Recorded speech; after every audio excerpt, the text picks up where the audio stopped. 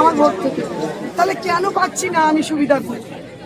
আমি শুনে নিই বোথ সাইড কথা শুনেছি। আপনারা এখন কি চাইছেন? আপনাদের আচ্ছা, এই জন্য আপনারা সরকারকে কি কোনো জানিয়েছেন? প্রশাসন বলতে আমাদের কাছ থেকে স্কুল থেকে একটা করে কাগজ দেওয়া হয়েছে, তো আমাদের থাকারই জায়গা নেই, আমাদের থাকার জায়গা নেই এখন, তো আমরা কাগজ জমা দেবো কি করে?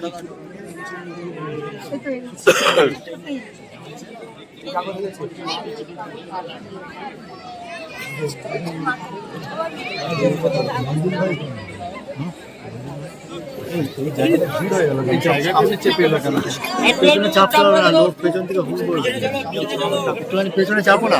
আচ্ছা, মানে হচ্ছে এর পার্টিকুলার আপনার কি ছিল না ছিল